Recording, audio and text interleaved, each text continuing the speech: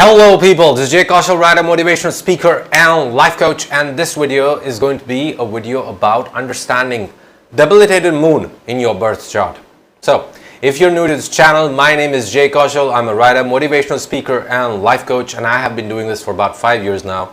I employ a lot of different modalities of healing, spiritual discovery and behavioral personality analytics to make sense of your journey on the material plane and to help you reconcile your spiritual journey with your material aspirations. So there are tons of videos on this channel on different topics that correspond to different subjects that I employ in my life coaching methodology in helping you make sense of deep questions, deep topics, deep ideas such as your purpose, your strengths, your weaknesses, which areas will give you the most fulfillment in life. And to this effect, I employ a lot of different tools such as numerology, Vedic astrology, body language, graphology. Okay, so this video is strictly about looking at the moon in your birth chart from a Vedic astrological perspective and using it to help you in your self-love journey, self-improvement journey, personal development journey, life purpose. Okay, so let's jump right into the topic. Moon. So whenever we talk about moon being debilitated, quite often you picture somebody who has a very weak mind. You picture somebody who has, trouble staying focused, somebody who gets easily perturbed, somebody who gets easily scared, or somebody, who's not able to stay on top of their emotions. That's the picture that you get, right? And you imagine that that is what somebody with a debilitated moon would be like. And a lot of people, if you go to traditional astrologers and they see that you have moon debilitated in your birth chart, they're going to say that you should wear a pearl right away. That is what they're going to say, and they will tell you to take things easy, take life easy, and chill out and develop more courage and things like that. But in reality, moon in Scorpio being debilitated is not a weak moon in any way. So first of all, what is the moon? The moon is your mind. And the mind is very important from the perspective of your soul's journey in this lifetime. Because if you look at the Sankhya Shastra says that the man, buddhi and ahankar, man is your mind, the intellect and the ego. They are the three entities that are responsible for searching for the right physical vessel, that is the body, for the soul to experience life through in order to develop, in order to grow, in order to get the set of experiences that it needs to be able to successfully merge with the divine. So the mind has a very important role to play. And that is why the Chandra Kundali, it has a very important role in Vedic astrology. We'll look at it definitely when we're looking at transits, when we're looking at matching charts, when we're looking at an individual's life journey. Why? Because sooner or later, the body achieves what the mind believes. Sooner or later, your entire existence is what? It's how you look at life. It's how you think. What you think is what you manifest. And that is why the moon is very important. And that is why I honestly think that the moon is never debilitated or exalted.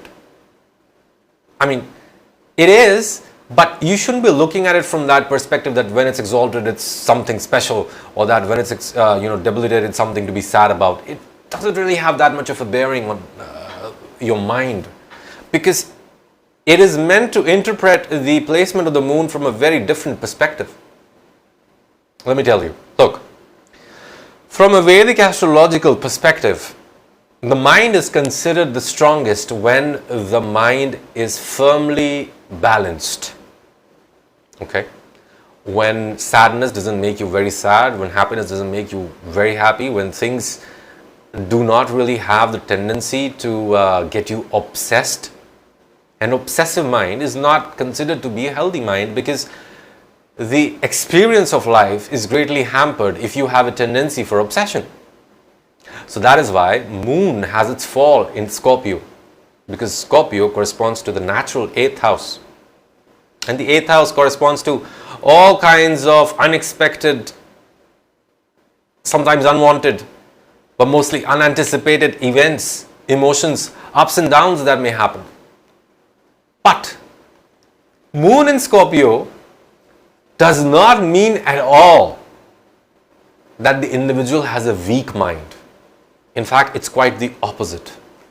Some of the most successful people in the world, and these people mostly, you will see from the perspective of politics and showbiz, these people are mostly people in the public eye. They have moon debilitated. Charlie Chaplin, the famous comedian, the famous filmmaker, the famous artist, right? Raj Kapoor, one of the greatest filmmakers that India has ever produced. Narendra Modi, he also has moon debilitated.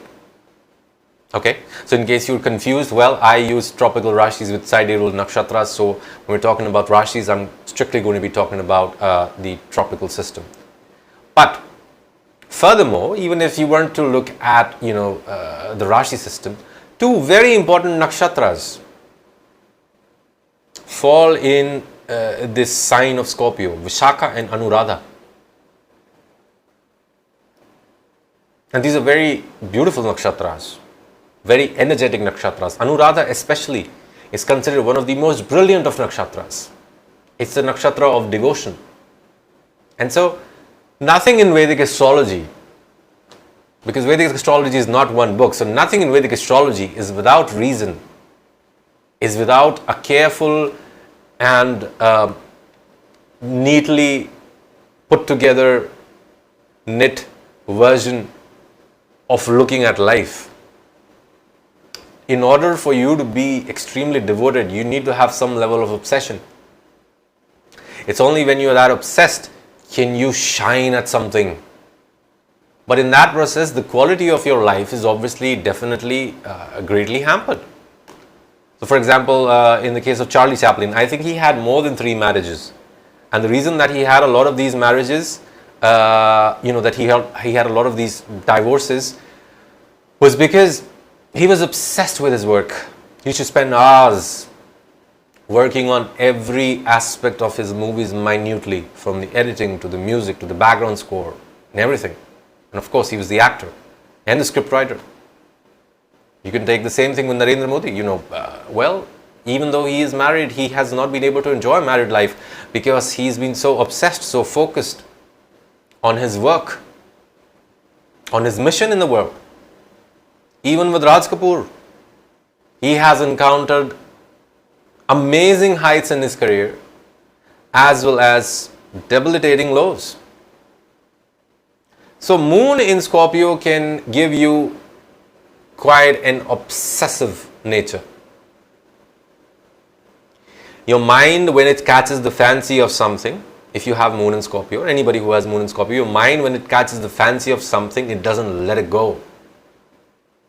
The moon in Scorpio people often, they have very disturbed sleep patterns. Sometimes they're, awake late into the night. Sometimes they're up early. And sometimes it's not even their fault, it's just their karma, that the kind of jobs that they do, for example, let's say being a doctor, or let's say being a nurse, or let's say being a fire person, let's say being a policeman, police officer, psychologist. The nature of jobs that you pick up inadvertently with this kind of position, the nature of jobs that you gravitate towards, are further jobs that stop you from having a normal sort of sleep pattern, a normal sort of life. In that respect, we say that a debilitated moon is difficult because these are difficult energies to deal with. But never ever make the mistake of thinking that a person with moon in Scorpio is weak-minded. It's the opposite. These guys are vicious savages most of the time. Maybe not early in life, and obviously, I mean, if there are difficult conjunctions, aspects with the moon, or conjunctions of either of the nodes, like north node or south node, that's a different thing. But mostly these guys are savages. The mind is very incisive, the mind is very obsessive, the mind is always reading between the lines. Sometimes these people can be hyper vigilant.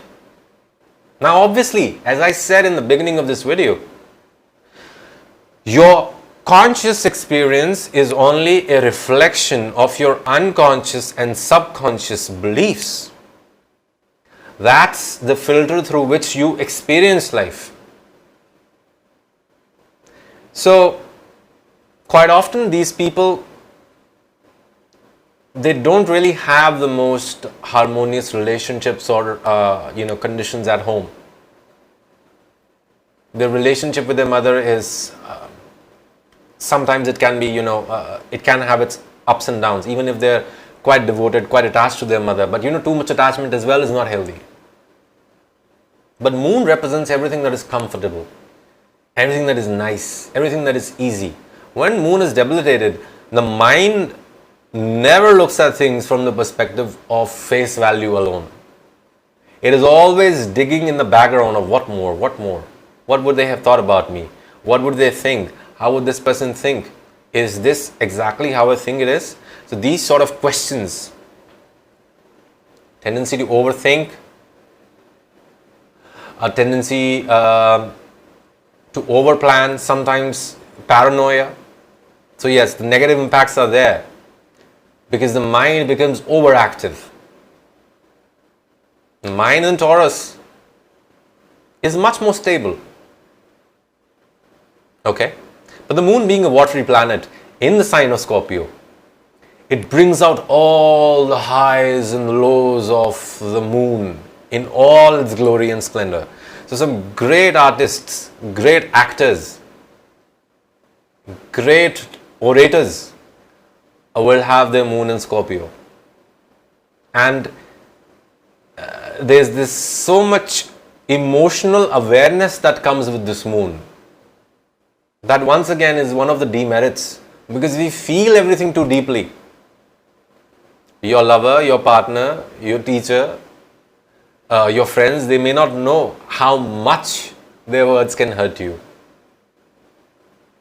People will not understand how much you are attached to your work or to your passions or to whatever it is that you want to do in life, things like that. So those are one of the difficult aspects of the moon being in Scorpio. But I want to repeat again, the moon being in Scorpio, unlike with other planets, it does not mean, in fact, even with other planets, so I just talked about Saturn, I just talked about Sun, we're doing a series on Rahu and Ketu. I am going to make another video on Mars right after this, so you can see in that as well. Debilitation and exaltation actually has nothing to do with the strength and weakness. This is something that we say in loose terms. Oh, strong Mars, that means Mars is placed, either in exaltation or, what do you say, in Aries or Scorpio. Or, weak Mars, that means Mars is placed in Cancer. No, it doesn't really have anything to do with the strength per se of the planet. It has to do with the ideal expression of that energy. How well that energy is being expressed. For example, if I gave you a screwdriver, I would expect that you use the screwdriver to tighten screws. But if you're using the screwdriver as a drill and drilling holes in the wall using the screwdriver and going at it and working hard with it, that by no means implies that you won't be able to do what you're using the screwdriver to do. But it's going to be a lot more difficult. There is a better expression for that screwdriver. Tons of ways that you can use a screwdriver, from it being a weapon that you can use for self-defense to you using it, a heavy screwdriver you can use as a hammer to hammer in small sized nails.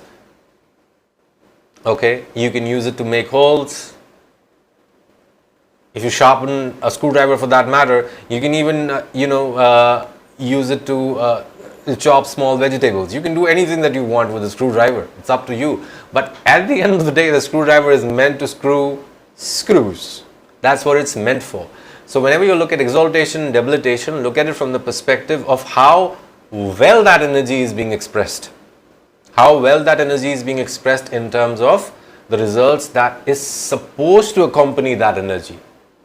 So when we talk about, the moon, when we talk about the mind is expected to be stable. The mind is expected to be your peaceful abode from the world. This also has a lot of reflection on how you view your comforts, how you view the finer things in your life. But when, let's say, you have your moon placed in an enemy sign, or when you have, let's say, your moon placed in a position of debilitation, you are not using the finer aspects of your life to the best ability. Your mind possibly is too stimulated, and it remains stimulated longer than somebody else whose mind would be, let's say, in Cancer. Okay? So whenever you look at debilitation and exaltation, look at it from this perspective, and in terms of the moon, this is what I wanted to share with you. Okay? And if you enjoyed this video, please give me a thumbs up, subscribe to this channel so that you never miss one of the videos that I post. I post on tons of topics, and push the bell icon so that you can stay abreast of all the wonderful content that I post. Thank you so much. Take care, everyone.